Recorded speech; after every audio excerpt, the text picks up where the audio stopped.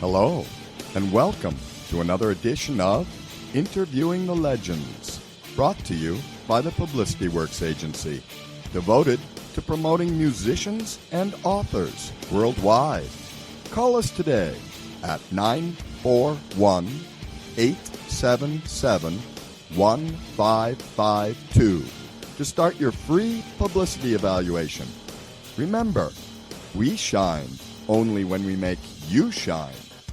Please welcome the host of Interviewing the Legends, music journalist, author, and entrepreneur, Ray Shasho.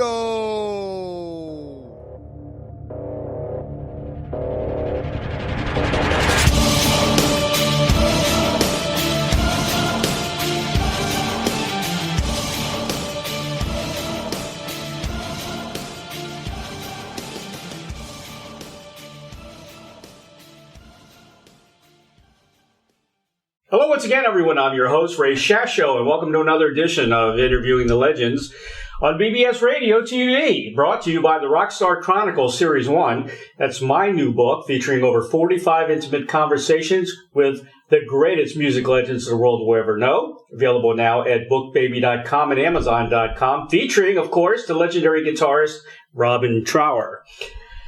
Robin Trower has been heralded as one of the most influential guitar players to come out of the British rock blues scene. Through other names, though other names may come to mind, none have the signature sound and style of the man who was tagged by the press with the nickname of the White Hendrix back in the 70s. Robin was in the audience during a performance by Jimi Hendrix those many years back, and he readily admits that the experience changed his approach to the guitar. It is obvious to anyone who ever listens to Robin's music that he has taken the ethereal sound that Jimmy's first introduced to the world and created his own unique way of expressing himself through the guitar. The result is a unique style of music all his own, not an imitation of Jimmy at all, and a career of considerable merit. Robin is known for his incredible talent as a guitar player and his inspirational style of soloing, coaxing sounds from his strat that seem to emanate from beyond the world. To be among those who have experienced Robin performing live is to be forever changed by this masterful artist as he takes you along with him on one musical masterpiece after another.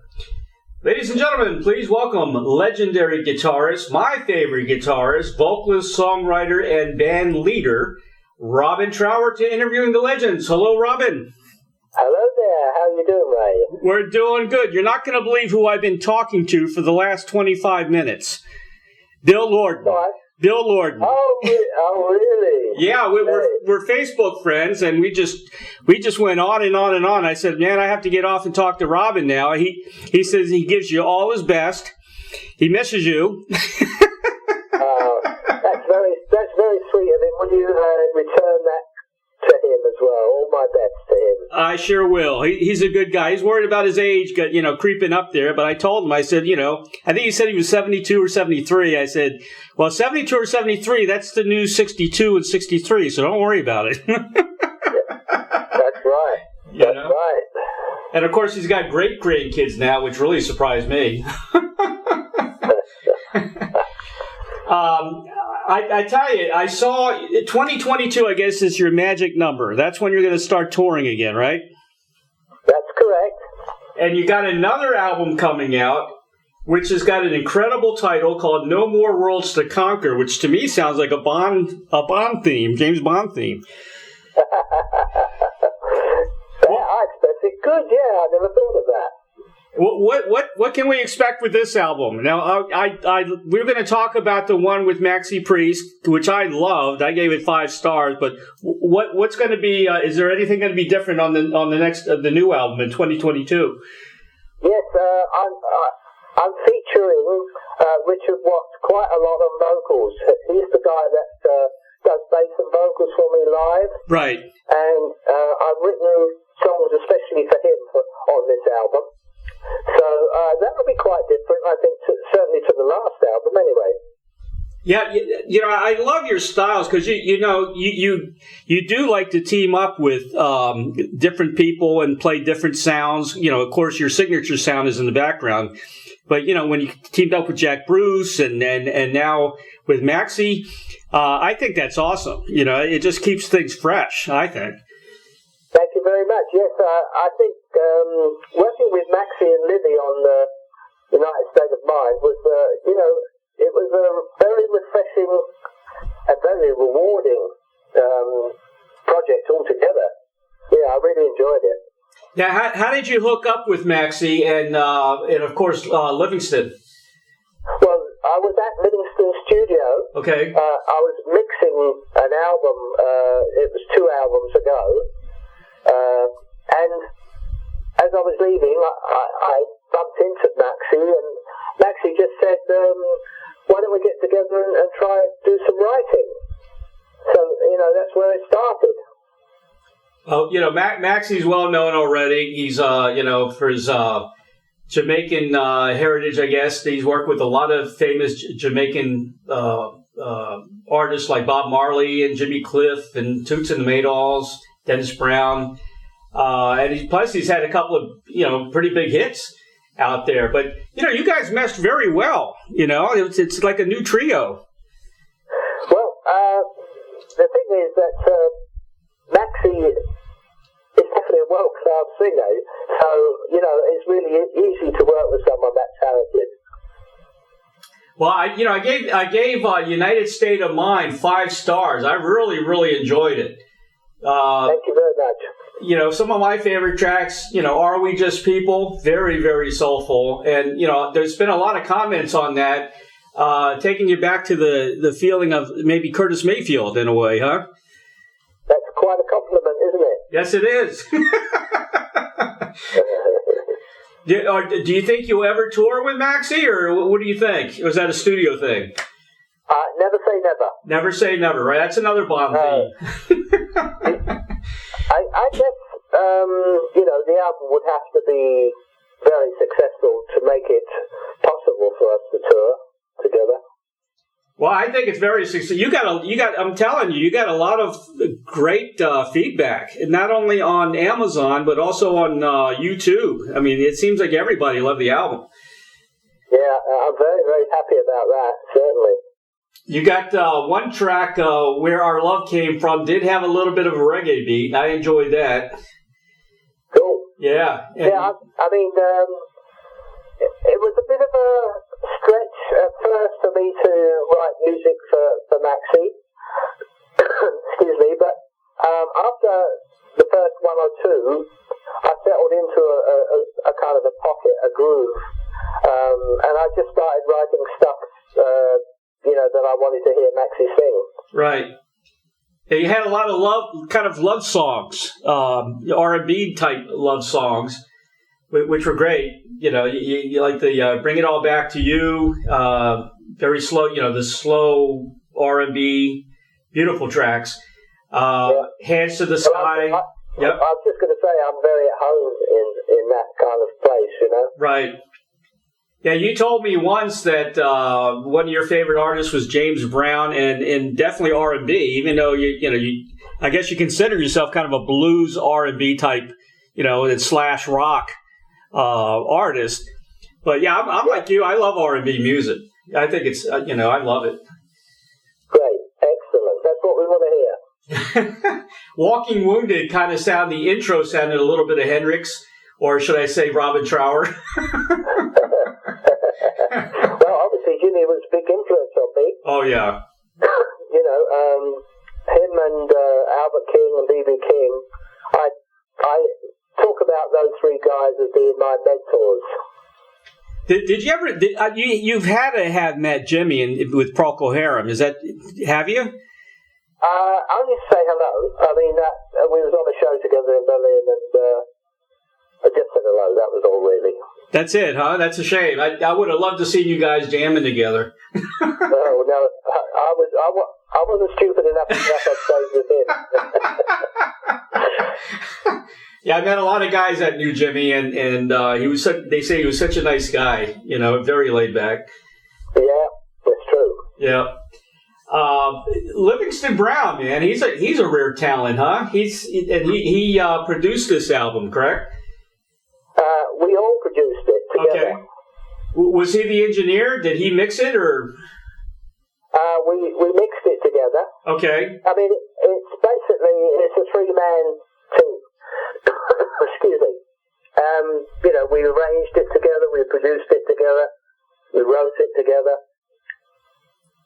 Well, it's a great album. You guys, like I said, you guys mesh very well. You can play with just about anybody. I mean, which is true. You and Jack Bruce did a lot of great things together. The last time when I talked to Jack before he passed away, he said his favorite album was Seven Moons. Yeah, mine too. Yeah. That was our favorite album that we done together, definitely. Yeah, he was a funny guy. When I was talking to him, I didn't realize his sense of humor. Yeah, he was a great guy. Really great guy. I called him Mr. Dynamite. There's so much fire coming off of his bass and his vocals.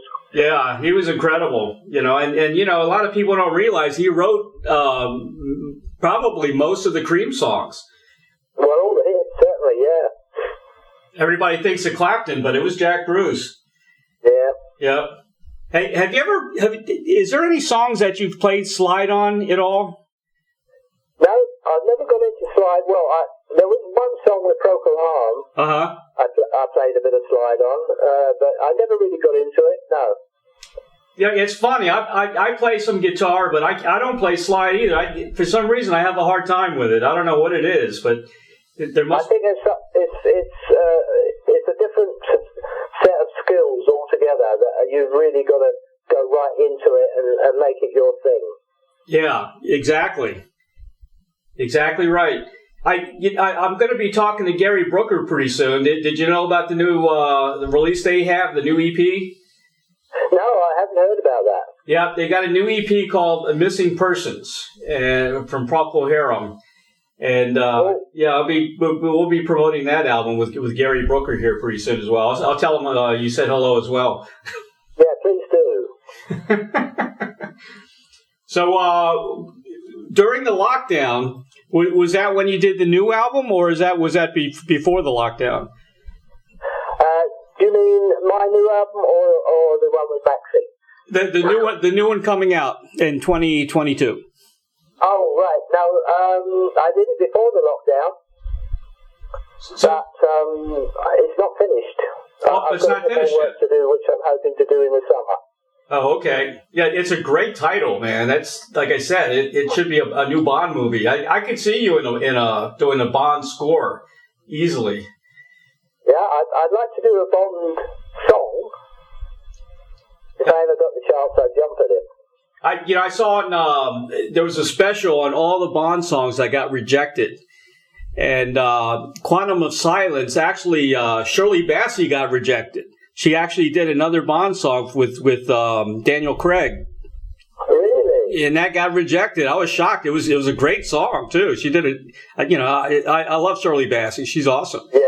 Yeah. She is awesome. And Alice Cooper did a song, and that got rejected, too, which was pretty good, though. I haven't even been asked to do one of that, so I'm more than rejected. Well, I'm going to put your name in for the next one, the next Bond movie for sure. I just want to mention some other great tracks on the album. Sunrise Revolution, which I love. United State of Mind, the title track. That, to me, that song was all Trower. That was all Robin Trower on that track. That's my favorite track, United State of Mind. Is that your favorite? I figured that. Yeah. And Walking Wounded, wow, man. The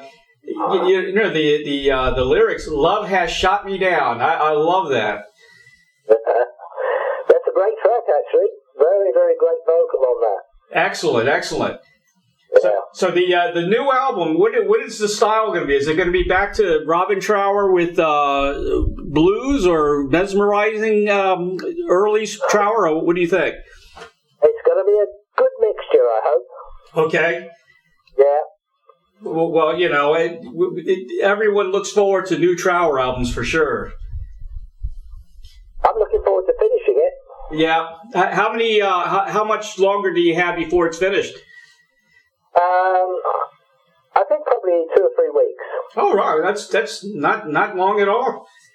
No. Yeah. Now, where are you recording this? Do you have a home studio, or how are you doing this? No, I use a studio that's not far from me. Okay. It's called Studio 91.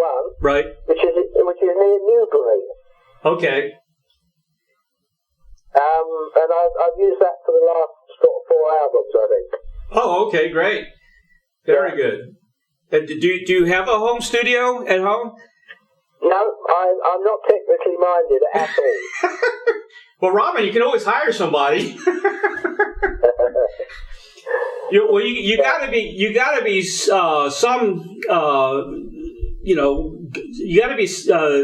good at what you do technically for the way you put together the sound that your guitar comes out. I mean, that's the mixture of the configuration you do is incredible. Thank you very much. A lot of work goes into that, getting that guitar sound. It's a sound like no other. No one can really. It's hard to reproduce that. It certainly is. I work at it all the time. I'm always looking for different ways of going at it. But that's what keeps it interesting. Yeah. How many pieces of equipment do you use on stage?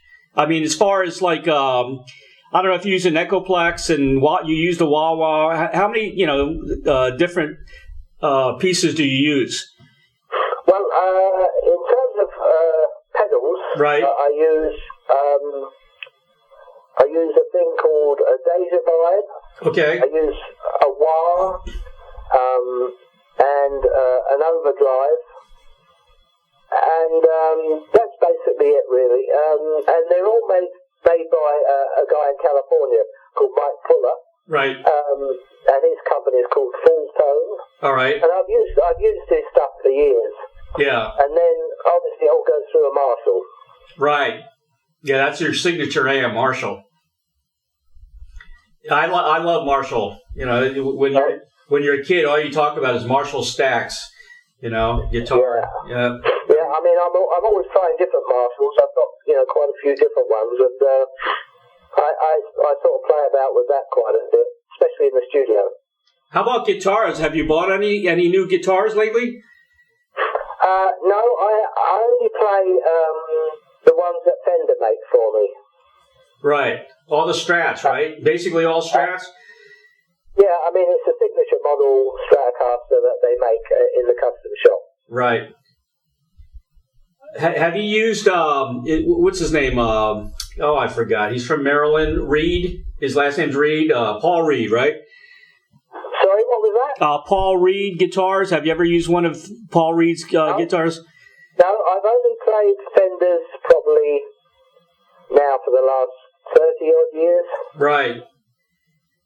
What did you start out playing with? Back in, were you using Fender in Procol Harum days? My first guitar that I was using in Procol Harum was a Gretsch. Okay. And then I went over to Gibson's. Right. And then eventually ended up with a Strat. Yeah, there's a big difference between the Gibson, like the Les Paul and the Tellys and the Strats. I always had a Telly. Yeah, I like a Telly, but I like to have the whammy bar, so the Strat is ideal for me. Right. Well, you definitely play it well. It's all that practice. Yeah, a lot of practice, huh? Yeah. Do you remember the first riff you ever did as a kid? What was the first song you learned? I think it might have been an Everly Brothers. Really? Yeah. Would have been in the late 50s, I think. What about your first guitar? Who did like maybe your parents buy you your first guitar, or what was that? Yeah, they bought me a guitar for Christmas. Right. That was the beginning of it. That was the beginning, huh? Was it an electric guitar or? No, but it wasn't long before I put a pickup on it. I mean, Scotty Moore was my idol there. Right. Yeah, Yeah, he was incredible. He was really good. Oh, he's fabulous player. So your favorite guitar players growing up, Scotty Moore was one of them, huh? He was the first one, really, because I was a big Elvis fan, and I loved the guitar on Elvis records. So, that was what got me interested in playing the guitar, really. So it was it Scotty Moore that inspired you, I guess? I think it certainly was in terms of wanting to play the guitar, yeah. Yeah.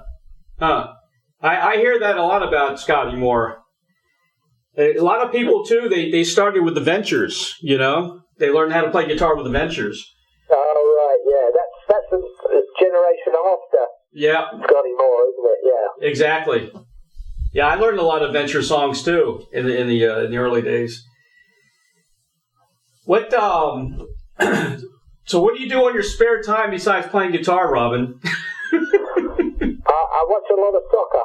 Oh, do you? Who's your team? I don't have a team. I just like to watch. I mean, there's certain players that I go out of my way to watch. Right. The really gifted guys, I like to watch. People like Harry Kane, guys like that are really exciting players. I always Go ahead. Sorry? No, go ahead. I was going to say something, but go ahead. I'll finish your I was going to say Ronaldo, Messi. Right. All these sort of really, really gifted people. They're so exciting to watch. I for some reason, I've always caught on with Arsenal. I just like the way Arsenal plays. Yeah. They're not doing very well at the moment, unfortunately. No, they're not. They've always been a pretty good team, though. Yeah. In days gone by. Yeah, days gone by, exactly. Yeah. And then back in the David Beckham days, he's have you met David Beckham? You would think he'd be a fan of yours. No, I haven't, but he was a great footballer, yeah. Yeah, he was good. He got a lot of PR. Good guy. I gotta add, one of my favorite songs, Robin, is not one of your traditional Trower songs, but it every time I hear this song, I'm mesmerized by it. Ballerina. Is there a story behind that? That's so long ago I can't really. I mean, that's early 70s, isn't it? Right, yes. Yeah. That's off the first album? That was the first album, yep. Yeah, it's a pretty song. I mean, it's as much about Jimmy's vocals as my guitar playing. It's a short song, but it just captures the soul, It's such an incredible song, Thank you very much. And I think Jimmy has a lot to do with it, but, your guitar is just mesmerizing, man. It's, Thank you very much. People always come out and say, this is what the song's about, but usually it's not, Yeah. Did you write that song, or did you write it with Jimmy? Yeah, I wrote it with Jimmy, yeah. Yeah, that sounds like a collaboration. Yeah. What, there's a lot of people that really want to make it today in the music world, and there really isn't a lot of virtuosos anymore. The music scene has really changed a lot, but there are still guys out there trying to make it. They go on YouTube, and, most of the artists today tell them that you got to go out and you got to make yourself, visible, out in clubs and things like that. You got to tour. What advice would you give somebody that is trying to follow in your footsteps?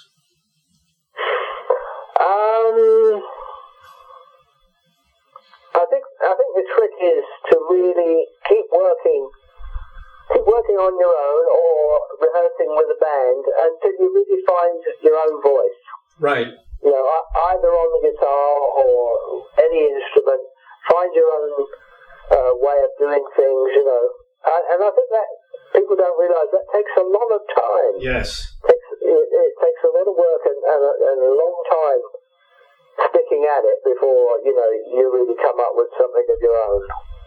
Well, I could see it with you. I mean, here you were in a band with Procol Harum, and then you had to change completely, your style and a new direction. And you did it, Was that hard to do, or it just kind of came naturally? Well, the thing is, at the end of my time with Procol, I was starting to write more and more music for the guitar. Right.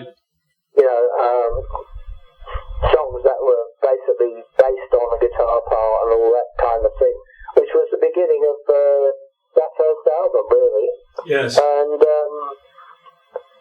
that's why I left Procol, is because I had a lot more music than would fit in with them. Right. Well, actually, you became bigger than Procol after you left. I mean, it's, they had their heyday, but, there's nothing like a Robin Trower band, and you guys killed it in the beginning. Oh, the first 5 albums were just like gold.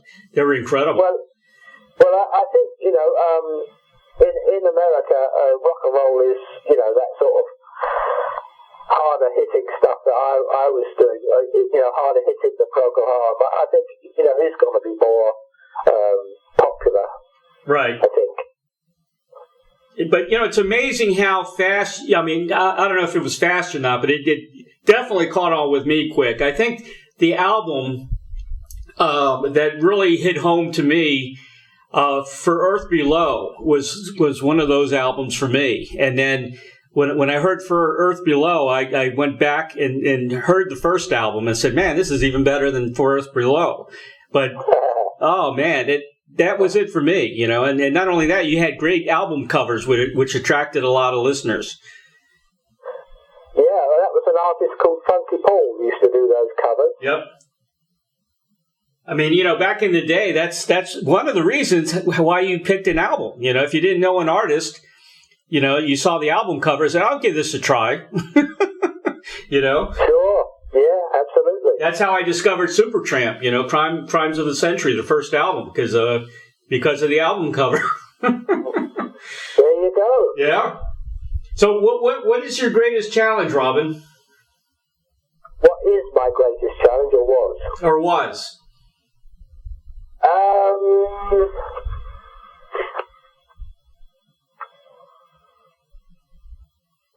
You got me there. I can't think of anything. I think the greatest challenge is all about me right now. Right. Yeah, I think it's very, very challenging times for him at the moment. I won't rest until I finish that album that I'm working on. And it is very challenging trying to get into the studio with COVID about. Yes. Yeah, it's hurt a lot of people. It really has. It's hurt a lot of people. Not only people that got ill, but in the music industry, it was nobody could tour or anything. I mean, it was. I got busier interviewing more artists during this lockdown because everybody was home. Yeah, that's right. Yeah, I can see that. Yeah. What do you? Is there anything you would have been doing differently in your career, or do you think you're pretty happy with it, the way everything turned out? Well, I've been very fortunate. For most of the time, I've been able to do the music I wanted to do. And I think that's probably been the luckiest thing about my career. especially since my manager and myself started our own label. Right. So, I was able to do exactly what I wanted musically from that point on. Yeah, that's important. Be able to not sell out and do what you do best. And you were. Go ahead. I was going to say, although I have to say, the first 3 albums with Chrysalis, 3 or 4 albums for Christmas, they let me get on with it. They just let me alone to get on with it. Right. And, there was nobody breathing down my neck at all. So, that was more what things were like then in the 70s. Well, you did have a top hit. You had Caledonia. True. That did make the radio. That made top 40. Yeah. But you didn't sell out there. It was you. It was your style and, great vocals and That was great. That was a happy accident, I think, that one. That was a happy accident? Yeah.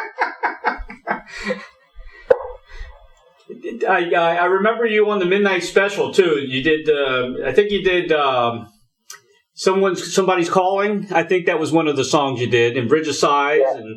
And I think you did Bluebird, too.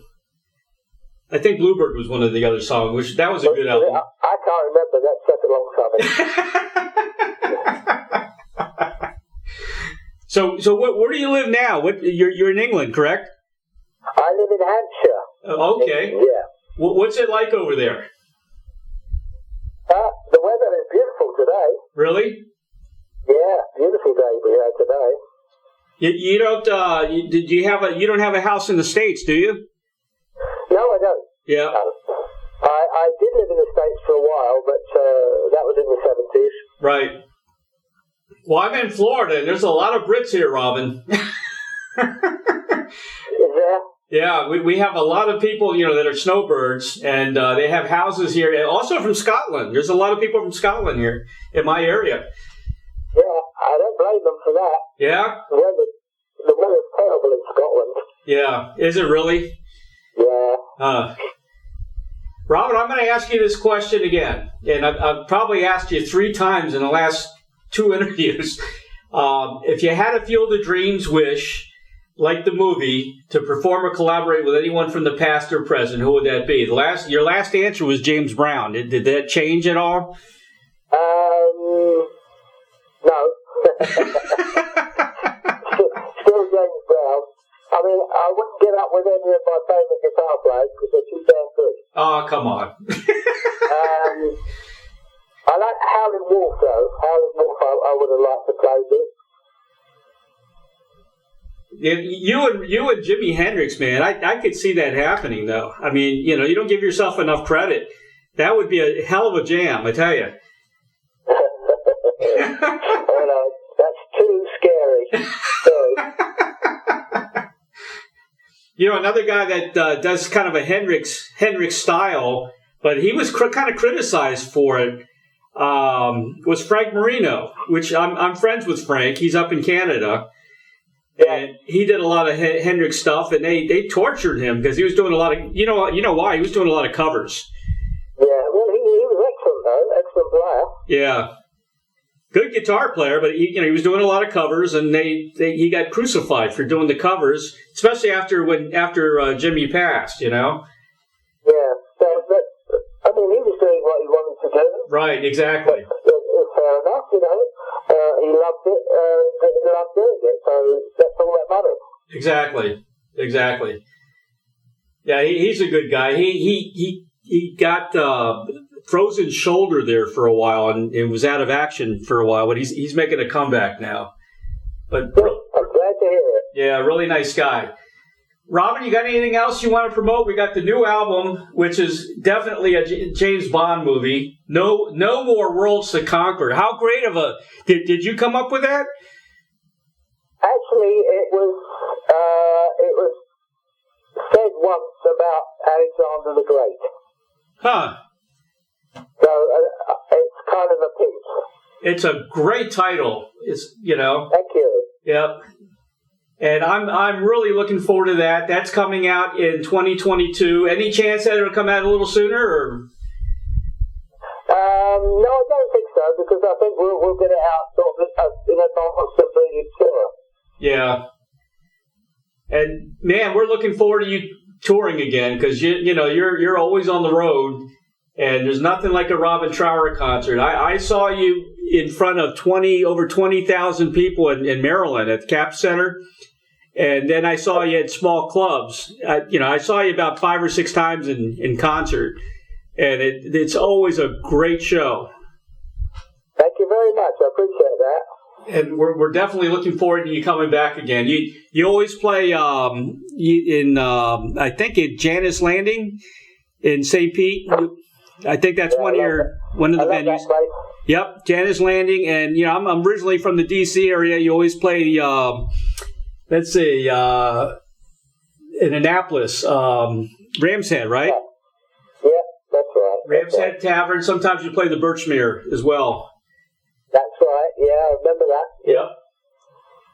Robin, I want to thank you, man, for being on the show today. And it's been my pleasure. You're my favorite guitar player. You are my guitar hero for sure. Love your music. I don't think I would have made it in life without your music. I mean, I really mean that. Your music meant a lot to me, man. That's a great compliment. Thank you very much. Thank you so much. We're looking forward to great things in 2022. Anything else pops up, let me know and give me a call back, and we'll definitely talk about it, okay? Okay, thanks, Ray. Thank you, Robin. Take care, man. Bye-bye. All right, bye-bye. Purchase Robin Trower's latest album, United State of Mind. It features Robin Trower, Maxie Priest, and Livingston Brown. It's available now at Amazon.com. For more information on Robin Trower, you can visit www.trowerpower.com. Also, Robin's on Facebook, www.facebook.com/Robin Trower. There's also tribute sites at Steve's Place, and there's an unofficial UK tribute site for Robin Trower, and there's a site called Bridge of Sighs. I want to say very special thanks to the great Billy James of Glass Onion PR, for arranging this interview with Robin Trower. And of course, the dynamic duo, Doug and Don Newsom of BBS Radio, for the magic of happening each and every broadcast of Interviewing the Legends. Of course, if you have comments or suggestions for the show, you can always contact me at interviewingthelegends@gmail.com.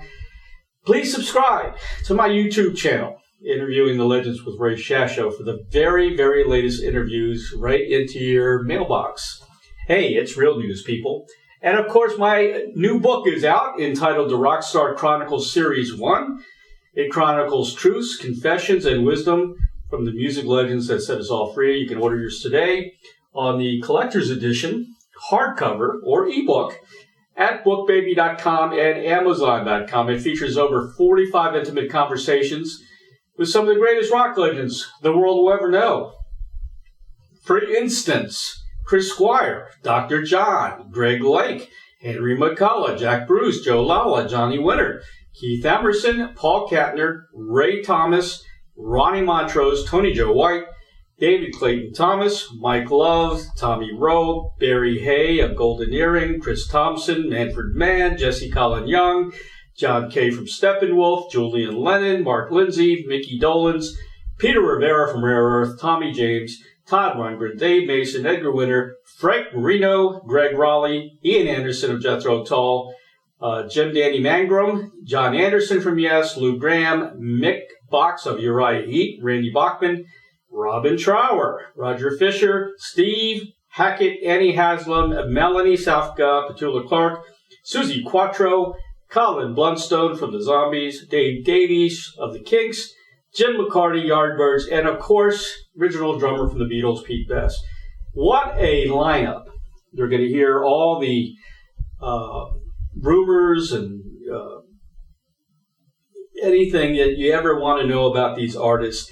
They're at a position later in their life, where they kind of say it all. They don't hold back anymore. It's available now on bookbaby.com and amazon.com. Again, it's called the Rockstar Chronicles Series 1. I hope to do at least 4 series of this book.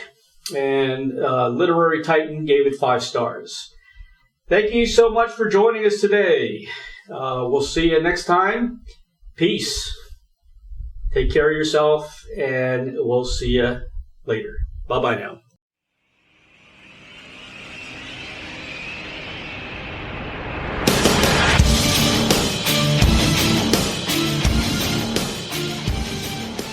Thank you, everybody, for listening to Interviewing the Legends.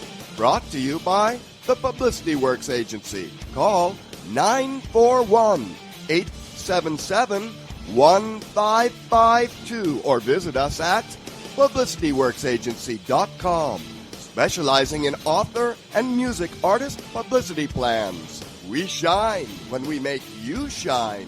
Tune in to Interviewing the Legends every Tuesday at 7 p.m. Pacific Time on BBS Radio, Station 1.